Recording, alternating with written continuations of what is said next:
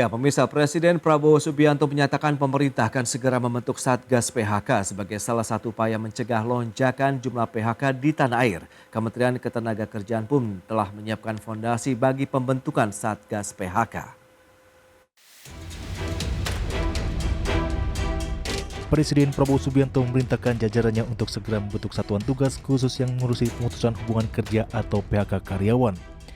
Pembentukan Satgas tersebut menjadi salah satu langkah antisipasi dari potensi PHK terhadap kalangan buruh sebagai efek domino kebijakan tarif resiprokal yang dikeluarkan pemerintah Amerika Serikat. Saya kira bentuk Satgas PHK segera, libatkan pemerintah, libatkan serikat buruh, libatkan dunia akademi, ya, libatkan rektor-rektor, libatkan BPJS dan sebagainya. Satu Satgas kita antisipasi.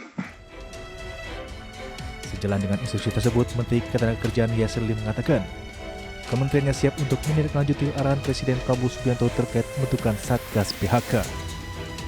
Dalam keterangannya, Yasir Limpo menyebutkan Kementerian Ketenagakerjaan telah menyiapkan fondasi pembentukan Satgas PHK, khususnya dalam hal pemetaan sektor dan kebutuhan tenaga kerja. Kemenaker juga memperhitungkan sejumlah sektor industri yang berpotensi melakukan PHK karyawan. Dengan demikian, risiko potensi PHK telah digabungkan dengan data peluang kerja di berbagai industri. Dari Jakarta, Tim Liputan IDX Channel.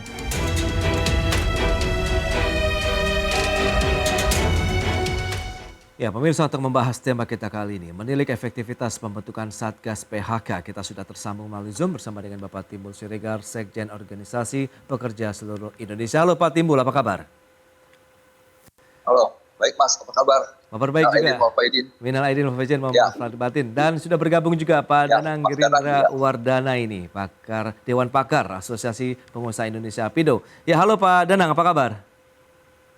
Baik, Mas Pras, terima kasih. Mas Timbul, minal aidin wal faizin. Ya Mas.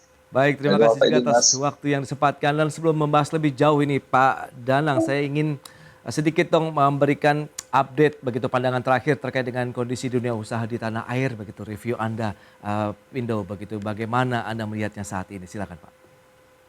Ya, itu kan masukan yang bagus ya dari yang diputuskan oleh Presiden untuk segera dibentuklah Satgas PHK itu. Cuman menimbulkan sedikit sisa ini Mas Pras, sisa kekhawatiran. Ini Satgas untuk PHK ya. Saya khawatir ini justru nanti menjadi upaya penghakiman kepada para perusahaan ya. Mengingat kita juga sudah ada mekanisme Tripnas ya, tripartit ya. Dan kalau biasanya juga dibahas di sana terkait dengan penetapan upah minimum ya.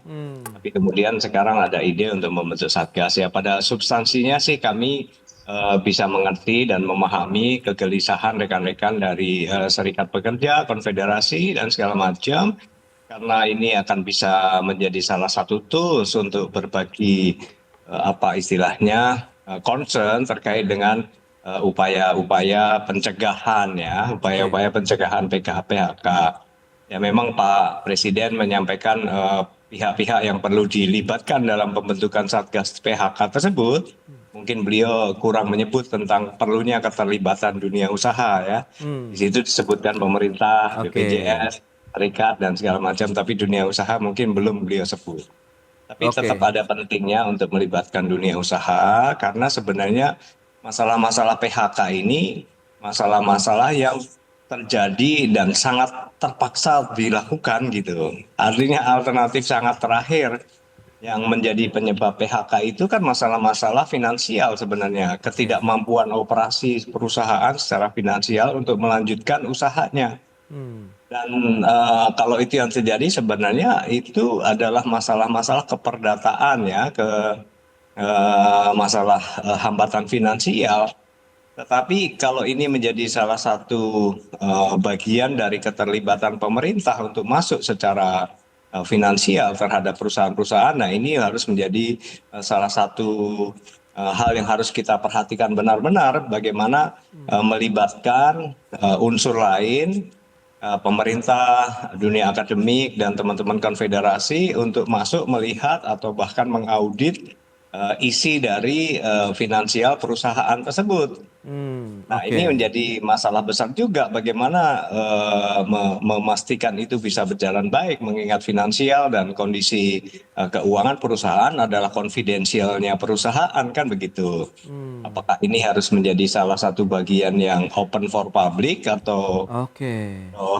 tetap Iya, menjadi iya. satu bentuk kerahasiaan penghormatan negara terhadap apa namanya confidentiality-nya perusahaan. Nah, ini kan menjadi salah satu hal yang serius. Bagaimana bentuknya Iya. nanti sehingga semangat untuk membuat Satgas PHK dalam rangka pencegahan ini juga jangan sampai melanggar prinsip-prinsip prudensialitasnya perusahaan, konfidensialitasnya perusahaan sehingga bisa berjalan dengan baik dalam misi pencegahan. Dan sisi terakhir yang harus kita lihat bahwa ini jangan sampai menjadi bagian dari upaya Oke. punishment kepada perusahaan. Nanti perusahaan jadi takut semua itu.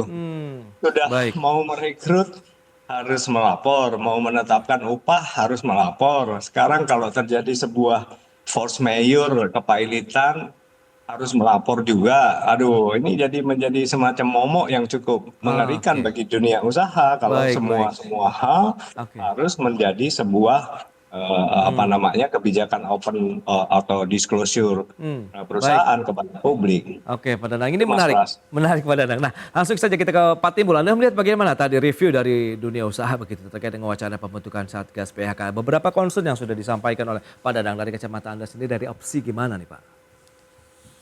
Halo. Ya, Ya, silakan. ya. Jadi menurut saya memang kan tentunya Satgas PHK pernah digagas oleh Menteri Tenagakerjaan ya, Pak Yasiri. Dan ini memang waktu itu belum mendapatkan respon, tapi Oke. sekarang sudah mendapatkan respon. Waktu itu disampaikan oleh Bung Iqbal dalam pertemuan dengan Presiden ya. Oke. Dan tentunya kalau kita merujuk pada regulasi dasar landas yuridisnya di Undang-Undang 13 2003 tentang ketenagakerjaan maupun di Undang-Undang Cipta Kerja, Undang-Undang 6 tahun 2023, Junto PP 35 tahun 2021 itu kan dengan sangat jelas disebutkan pemerintah, pengusaha dan serikat pekerja harus mengupayakan menghindari terjadinya PHK. Oke. Jadi artinya PHK itu harus dihindari. Nah tentunya memang sekarang fakta sosiologisnya sedang banyak terjadinya PHK. Dan ini memang harus bisa dilakukan sebuah upaya untuk melakukan pencegahan. Jadi kalau saya sih melihat Satgas ini nanti punya dua tugas, yaitu satu dari sisi hulu, yaitu melakukan pencegahan preventif, dan dari sisi hilir, yaitu bagaimana membantu hak-hak pekerja mendapatkan haknya ketika mengalami PHK. Nah, dari sisi hulu, pencegahan itu bisa dilakukan dengan melakukan kajian dan melakukan sebuah upaya, misalnya PHK itu terjadi kenapa? Nah, saya mengidentifikasi ada beberapa faktor, misalnya adanya regulasi yang menyebabkan dunia usaha di Indonesia, produk lokal kita kalah bersaing. Daya saingnya kalah dengan produk impor. Oke. Ya, seperti yang disebutkan Permendak 8 2024. Nah, artinya harus diperketat lagi import barang yang masuk supaya dunia produk lokal kita bisa menjadi tuan rumah dan dibeli oleh rakyat Indonesia seperti itu.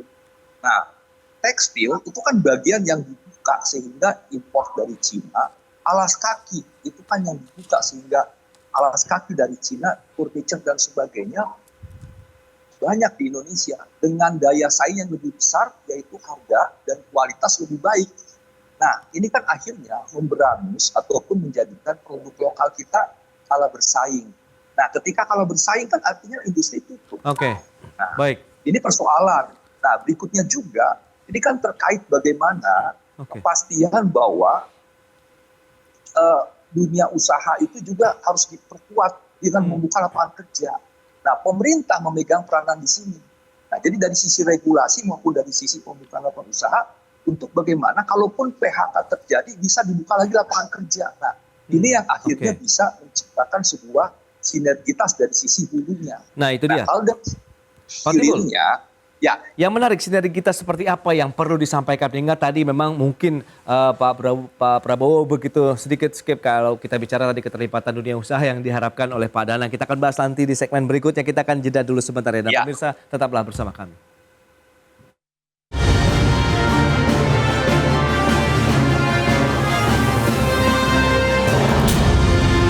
Ya, terima kasih Anda masih bergabung bersama kami dan kita akan lanjutkan kembali perbincangan menarik ini bersama dengan narasumber kita Pak Danang Girinda Wardana, Dewan Pakar Asosiasi Pengusaha Indonesia. Kemudian ada juga Pak Timbul Siregar, beliau adalah Sekjen Organisasi Pekerja Seluruh Indonesia. Baik, seperti yang sudah disampaikan Pak Timbul tadi, Pak Danang, Anda melihat bagaimana dengan upaya-upaya tadi daya saing SDM, kemudian bagaimana juga pengetatan importasi dari luar negeri juga yang semakin membanjiri produk kita dengan adanya kebijakan Donald Trump begitu terkait dengan tarif resiprokal begitu sehingga dikhawatirkan akan membanjiri lagi banyak produk-produk luar negeri ke Indonesia ini Pak Danang. Ya, ini Mas Pras, itu kan penyebab-penyebab dari kejatuhan korporasi kita ya. Penyebabnya misalnya seperti dikeluhkan dan kami juga sering mengeluhkan adanya Permendak 8 2024 yang begitu masif membuka keran impor produk jadi ke Indonesia sehingga industri kita kalah bersaing. Nah, di sisi lain kebetulan juga tarif Trump war ini juga menjadi masalah besar buat kita saat ini karena kita mengalami kelambanan atau pengurangan ekspor ke Amerika, situasi-situasi yang prediktif akan terjadi seperti itu. Oke. Ya, kalau itu penyebab-penyebabnya, maka sebenarnya terkait dengan kejadian-kejadian PHK yang mungkin akan menjadi lebih banyak di beberapa waktu ke depan ini juga harus kita identifikasi penyebab-penyebabnya.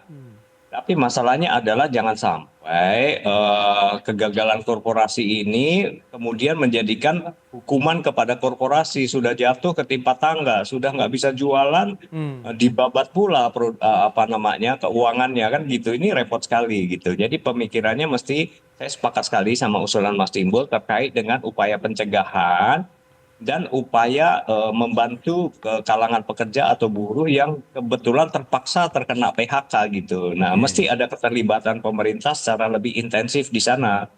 Kita juga harus melihatnya beberapa kejadian kepailitan korporasi ya, itu kan penyebab-penyebab utama terjadinya PHK ya. Contoh Sritex, bagaimana kemudian masalah-masalah jaminan kehilangan pekerjaan bisa diberikan kepada para akses pekerja. dengan mudah. Oke.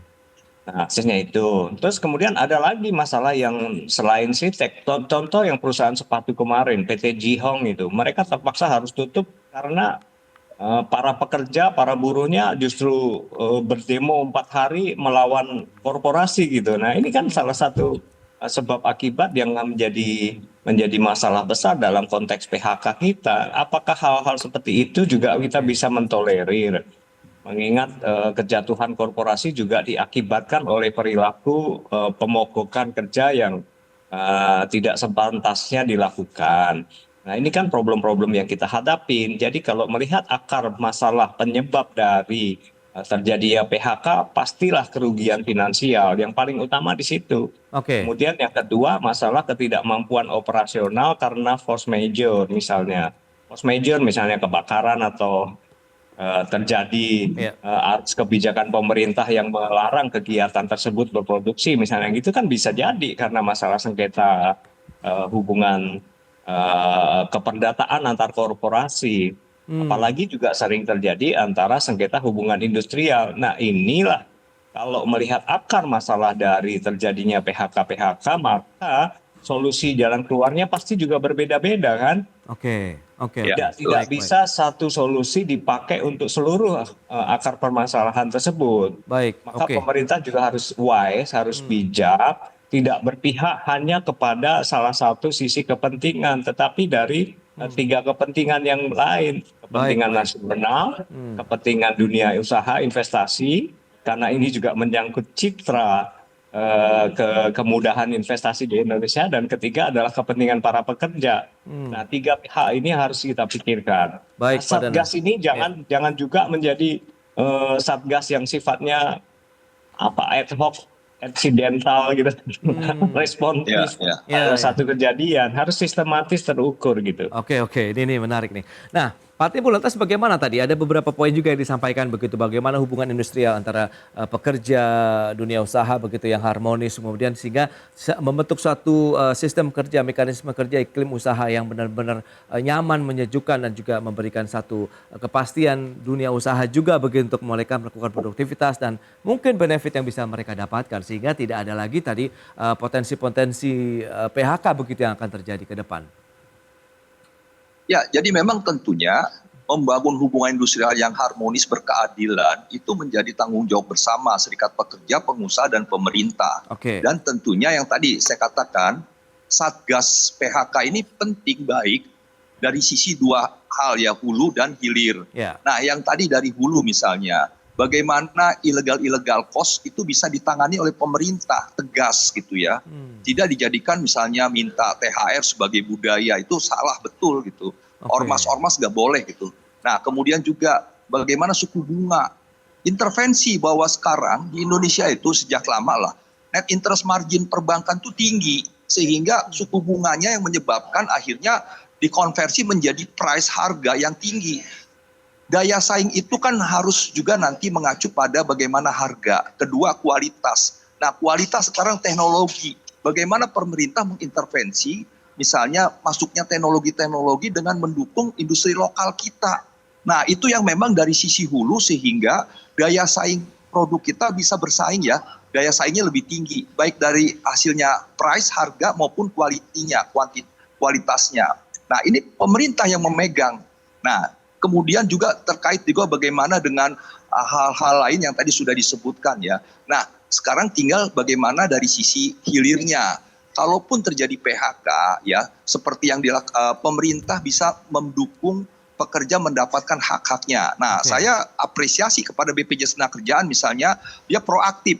Langsung datang ke Seritek onsite untuk memberikan jaminan hari tua dan JKP. Nah, demikian juga waktu di PHK di Garut itu ya, perusahaan bulu mata palsu, itu juga datang gitu. Nah, seperti ini kan harus disetting sehingga pekerja jangan sampai mengalami persoalan kehidupannya ketika mengalami PHK.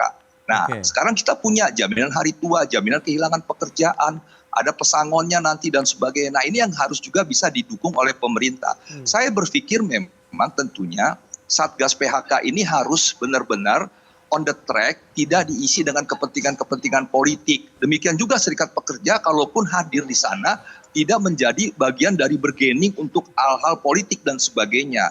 Nah, kembali pengusaha harus dilibatkan karena tadi saya katakan landas yuridisnya adalah pengusaha, pekerja dan serikat pekerja, pengusaha, pekerja dan pemerintah harus menghindari terjadinya PHK.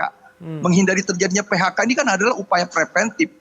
Nah, kalaupun terjadi force major, nah ini juga harus dilakukan upaya apa. Nah, baru nanti dari sisi hilirnya didukung oleh Satgas ini. Jadi menurut saya ini penting untuk bagaimana memastikan upaya yang pertama adalah mencegah. Ya, jangan sampai ada illegal cost, jangan sampai ada, nah misalnya demonstrasi tadi yang disebutkan oleh Mas Danang. Harusnya kan sebenarnya pemerintah harus lebih proaktif ketika mendengar ada isu mogok atau isu demonstrasi. Dia harus menghadirkan dirinya untuk menjadi mediator yang akhirnya mencegah terjadinya mogok, mencegah terjadinya demonstrasi. Jangan dibiarkan. Nah, kalau yang kasus disampaikan Mas Danang tadi kan adalah pemerintah absen, tidak hadir sehingga terjadi. Nah, perusahaan akhirnya mem-PHK dan sebagainya. Nah, ini kan upaya yang harus dilakukan oleh pemerintah. Jadi kalau menurut saya kembali bahwa sebenarnya Satgas PHK itu bisa dilakukan tugas-tugasnya, fungsinya oleh pemerintah saja.